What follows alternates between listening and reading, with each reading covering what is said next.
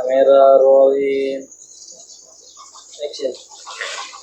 Assalamualaikum warahmatullahi wabarakatuh. Nama saya Firman Alamsyah. Di sini posisi saya sebagai sekretaris atau sekjen, sekretaris jenderal di TPS Pantas Gemilang, Desa Bangkalan, Kecamatan Teluk Naga.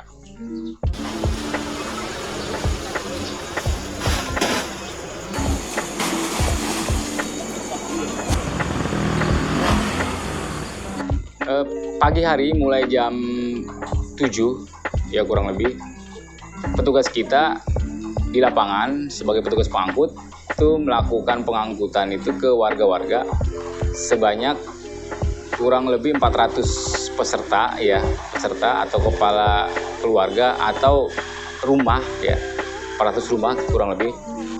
Nah, dari sana mereka angkut dengan dua metode pengangkutan: secara langsung membawa karung, terus dimasukin ke dalam Pukuda ya, ditransfer ke Pukuda ke Bentor ya. Kemudian ada juga dengan menggunakan gerobak dorong. Nah, itu berfungsi untuk daerah-daerah yang agak jauh dari posisi tempat di mana bentor itu nggak bisa masuk ke dalam lingkungan atau gang tersebut.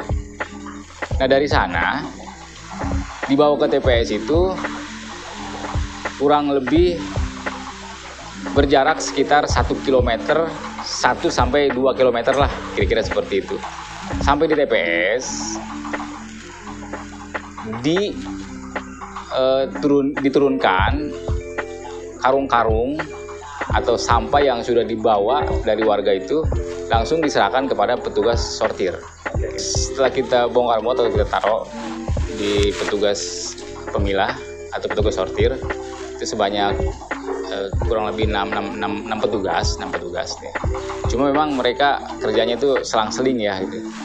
Membutuhkan waktu itu 1 harian kurang lebih, dengan kapasitas sampah itu 400 rumah.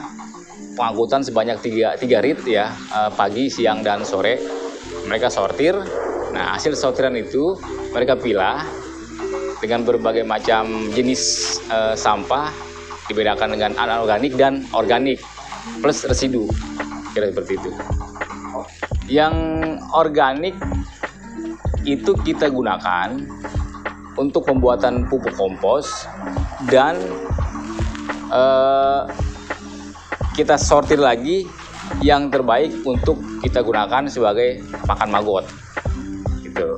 Organik juga memang kita pilih lagi mana yang layak untuk pakan maggot, mana yang kurang layak kita tanam atau kita pendam untuk pembuatan kompos dan atau digiling, dicacah lebih halus untuk kita gunakan sebagai bahan baku pembuat kompos. Pemisahan atau penyortiran anorganik ini kita menggunakan berbagai cara. Salah satunya adalah itu penyortiran dalam bentuk besar dan kecil.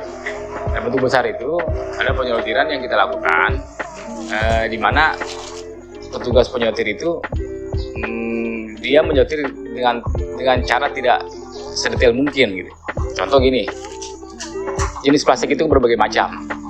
Nah, taruhlah kalau secara simpelnya ada plastik saset, kemasan makanan, dan plastik asoy, itu plastik bungkus itu. Nah, penyortiran di awal itu masih kita gabungkan. Setelah itu baru kita pisahkan lagi. Tahap selanjutnya kita pisahkan lagi mana saset, mana plastik asoy, karena dari segi komersil itu akan berbeda juga seperti itu.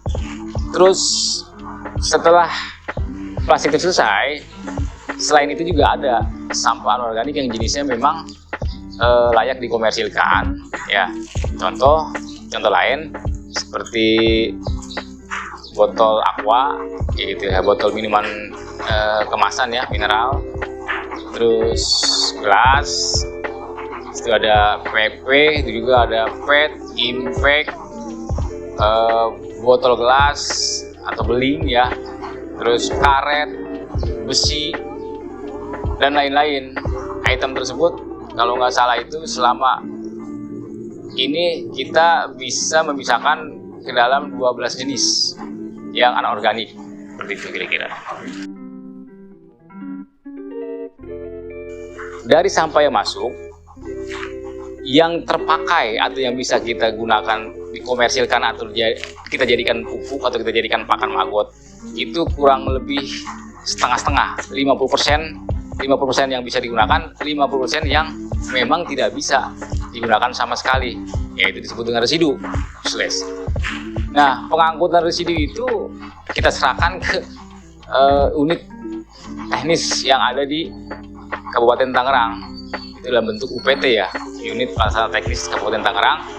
Itu mereka membawa ke sana, ke TPA, tempat pembuangan akhir, karena memang harus seperti itu ya gitu. Sebab yang tidak terpakai itu memang udah kewajiban pihak pemerintah ya untuk menyelesaikan sampah yang tertumpuk di TPS ya, karena itu sampah-sampah dari warga, seperti itu.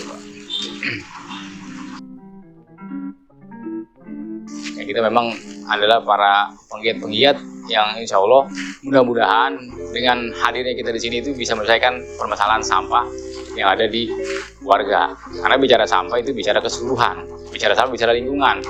Siapa yang cinta lingkungan maka ya itu akan ada hasilnya, bukan kita yang merasakan tapi nanti ke depan ya generasi kita selanjutnya. Karena sampah itu seperti tagline kita, sampah itu bukan warisan untuk anak keturunan kita, tapi sampah itu harus selesai, karena sampah itu tiap hari harus kita kelola. Gitu, terima kasih.